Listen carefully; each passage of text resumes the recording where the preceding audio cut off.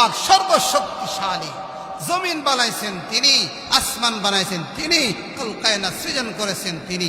এই যে বড় বড় পাহাড় বানাইছেন তিনি কে? এই পৃথিবীর খুঁটা দিয়েছেন পাহাড় পর্বতমালা দিয়ে। কথা বলেন ঠিক কি না? আলম নাজআলিল আরদা মিহাদা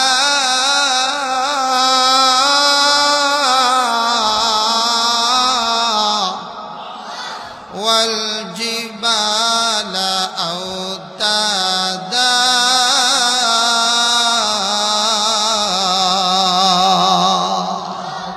পাহাড় পর্বতমালা দিয়ে এই পৃথিবীর খুঁটা দিয়েছেন তিনি কে?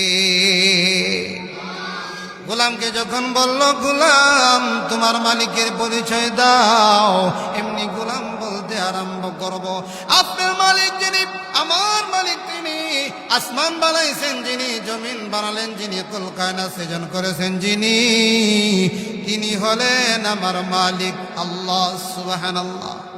আর একটু জোরে বলেন না সুবহানাল্লাহ। আল্লাহর ওলি আব্দুল ওয়াহিদ ইবনে যায়েদ কালো গোলামকে লক্ষ্য করে বলল, গোলাম রে, তোর তো মালিকের সাথে সম্পর্ক খুব ভালো, যে মালিকের পরিচয় দিয়েছ ওই মালিকের সাথে যখন তোমার সম্পর্ক ভালো, মালিকের কাছ থেকে কিছু কেরামতি আমাকে দেখাও।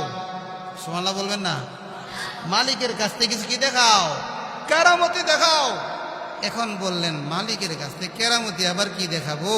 এমনি উনি আল্লাহর কাছে হাত তুললেন। আল্লাহওয়ালাদের দোয়া আল্লাহ কখনো ফিরাইয়া দেয়?